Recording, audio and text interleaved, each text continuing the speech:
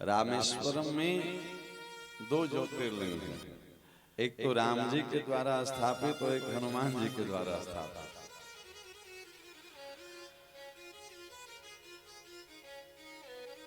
हनुमान जी ज्योतिर्लिंग का स्वरूप लाने गए थे, तब तक जो आचार्य थे बोले कि प्रभु ये स्थापना का मुहूर्त बीता जा रहा है, अभी हनुमान जी आए नहीं। राम जी बोले कोई बात नहीं है, हम अभी महादेव को प्रकट करते हैं। तो वहीं समुद्र से कुछ समुद्र की रेत लिए और शिवलिंग का स्वरूप प्रकट किए। तो ये तो राम जी के द्वारा स्थापित रामेश्वरम शिवलिंग स्थापना हुई, विधिवत पूजा हुई। नाम रखने की बात आई कि भैया इनका नाम क्या होगा। आपने समुद्र की बालुका से शिवलिंग का निर्माण कर दिया, बड़े बड़े दिव्य अमलात्मा विमलात्मा ऋषि महर्षि आचार्यत्व कर रहे थे, शिवलिंग की स्थापना की जो विधि थी वो पूरी कर रहे थे।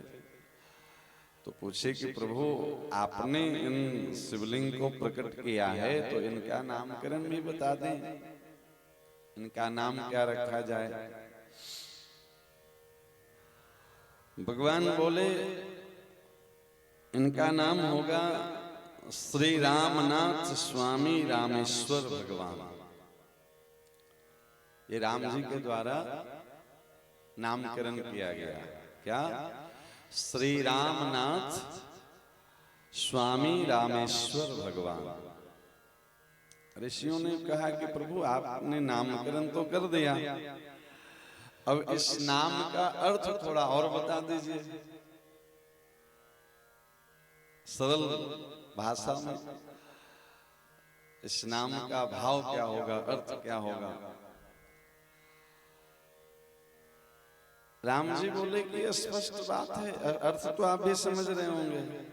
रामनाथ जो राम के नाथ हैं, रामेश्वर जो राम के ईश्वर हैं, वो रामनाथ स्वामी जो राम के स्वामी हैं, जो राम के ईश्वर हैं, जो राम का नाथ हैं, ऐसे रामनाथ स्वामी रामेश्वर भगवान। ऋषि लोग बोले कि प्रभु नाम का अर्थ व्याकरण के अनुसार घटित होती है, तो व्याकरण के अनुसार इसका क्या अर्थ होना चाहिए। प्रभु श्री राम बोले कि देखिए इसमें स्पष्ट है, षष्ठी तत्पुरुष समास है इसमें, और षष्ठी तत्पुरुष समास से इसका जो अर्थ बनेगा रामस्य ईश्वरः रामेश्वरः, जो राम के ईश्वर हैं वो रामेश्वर हैं। ये व्याकरण का अर्थ भी बता दिए राम जी। व्याकरण में जो अर्थ घटित होती है वो समास के अनुसार होती है।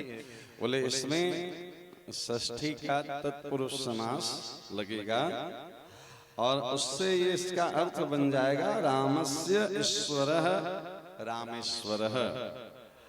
तो उसी शिवलिंग से भगवान शिव प्रकट हुए। बोले नहीं नहीं ऋषिवर, ये अर्थ ठीक नहीं कर रहे हैं। क्यों राम जी अब अर्थ ठीक नहीं कर रहे हैं? बोले इसमें षष्ठी का तत्पुरुष समास नहीं होगा, इसमें बहुव्रीहि समास होगा। कई ऐसे अर्थ होते हैं संस्कृत में जिसमें कई समास घटित हो जाते हैं। तो भगवान शिव बोले कि इसमें तत्पुरुष समास नहीं, इसमें बहुव्रीहि समास लगेगा। बहुव्रीहि समास के अनुसार नाम तो वही रहेगा, पर इसमें समास बदलेगा तो उसका अर्थ बदल जाएगा। राम जी इसमें ठीक ठीक समास नहीं लगा रहे हैं, इसलिए अर्थ ठीक घटित नहीं हो रहा है।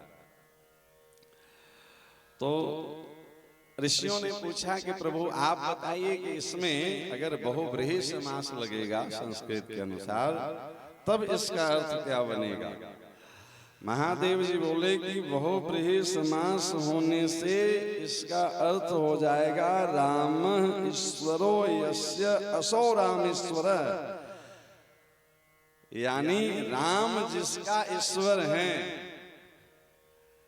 शिवलिंग शिव हम हैं तो हमारे ईश्वर राम हैं, इसलिए हम रामेश्वर हैं। राम जी क्या कर रहे थे? हमारे ईश्वर शिव हैं, राम का जो ईश्वर हैं वो रामेश्वर हैं। शिव जी बोले कि नहीं नहीं, राम जिनके ईश्वर हैं वो रामेश्वर हैं। अर्थ समझिए, दोनों एक दूसरे को श्रेष्ठ बता रहे हैं, दोनों एक दूसरे को अपना इष्ट बता रहे हैं, और ये दोनों अर्थ ठीक घटित हो रहा है। संस्कृत के अनुसार अगर षष्ठी का तत्पुरुष समास लगाएंगे तो उसका भी अर्थ ठीक घटित होगा, और बहुव्रीहि समास लगाएंगे तो उसका भी अर्थ ठीक घटित होगा।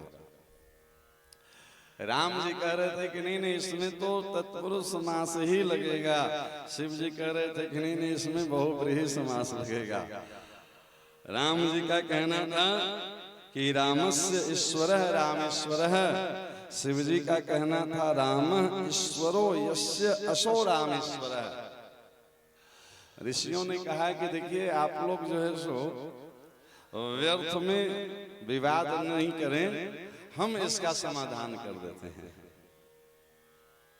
क्योंकि राम जी की ही मत है नवधा भक्ति में, मोते अधिक संत करी लेखा। बोले भैया आप दोनों हमारी बात मानोगे कि नहीं मानोगे? तो दोनों बोले कि हाँ हाँ, हम आपकी बात क्यों नहीं मानेंगे, आप आचार्य हैं और यज्ञ के आचार्य का बात कौन नहीं मानेगा। आप संत हैं, आप ऋषि हैं, आप आचार्य हैं, बताइए आपके अनुसार समाधान क्या होगा। तो ऋषियों ने कहा कि देखिए हम न्याय कर देते हैं, इसमें न तो तत्पुरुष समास लगेगा न तो इसमें बहुव्रीहि समास लगेगा। तो महाराज क्या लगेगा? बोले इसमें कर्मधारय समास लगेगा। ऋषियों का मत है। तो दोनों ने, शिव जी ने और राम जी ने पूछा कि महाराज इसमें कर्मधारय समास लगेगा, तब इसका अर्थ क्या बनेगा? अर्थ भी बता दीजिए। समास तो आपने निश्चित कर दिया, चलो हम मान लिए कि इसमें न तो षष्ठी का तत्पुरुष घटित होगा न तो इसमें बहुव्रीहि समास घटित होगा, इसमें कर्मधारय समास लगेगा। ऋषियों ने ऐसे भी दो की झगड़ा के बीच में पंच फैसला देते हैं ना, तो ऋषियों की संख्या ज्यादा थी, राम जी और शिव जी अपनी अपनी बात रख रहे थे। ऋषियों ने फैसला दिया कि इसमें कर्मधारय समास होगा। सचा सौ कर्मधारय, ये सब व्याकरण के पद हैं।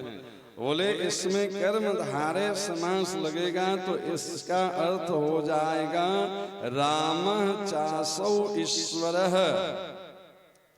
सचासौ कर्मधारय समास में प्रयोग होता है। तो ऋषि बोले कि राम चासौ ईश्वर, यानी राम भी ईश्वर यानी शिव भी, दोनों भगवान हैं। राम भी भगवान हैं और शिव भी भगवान हैं। कर्मधारय समास से ये निर्णय ऋषियों ने दिया कि राम जी भी भगवान हैं और शिव जी भी भगवान हैं, दोनों भगवान हैं, इसलिए ये रामेश्वर भगवान है। राम चासौ ईश्वरः, राम चासौ ईश्वरः च रामेश्वरः तस्मै रामेश्वराय नमः। ये राम जी का भी स्वरूप है और ये शिव जी का भी स्वरूप है। रामेश्वर का दर्शन करने से राम जी का भी दर्शन का फल मिलता है और शिव जी का भी दर्शन का फल मिलता है। ये पूरी कथा में बस इतनी बात निकल के आई कि न तो राम जी बड़े हैं न तो शिव जी बड़े हैं, दोनों एक ही हैं। लीला करने के लिए दो स्वरूप में प्रकट हुए। एक कथा की आवश्यकता इसलिए है कि जो राम भक्त हैं वो अपने आप को श्रेष्ठ बता रहे हैं, जो शिव भक्त हैं वो अपने आप को श्रेष्ठ बता रहे हैं। तो दोनों को ये कथा सुननी चाहिए, सीखनी चाहिए कि भैया राम और शिव दोनों एक दूसरे को श्रेष्ठ मान रहे हैं। नहीं, हम भगवान प्रभु श्री राम की कृष्ण की भक्ति करना चाहते हैं तो उसका प्रथम लक्षण क्या है? हम वैष्णव हैं, इसका प्रथम लक्षण क्या बताया गया है शास्त्र में? बिनु छल विश्वनाथ पद नेहो, राम भगत कर लक्षण एहो। बिना छल कपट के बाबा विश्वनाथ के चरणों में जिसकी प्रीति है, समझ लीजिए कि ये पक्का राम भक्त है। राम भगत कर लक्षण एहो, ये लक्षण है।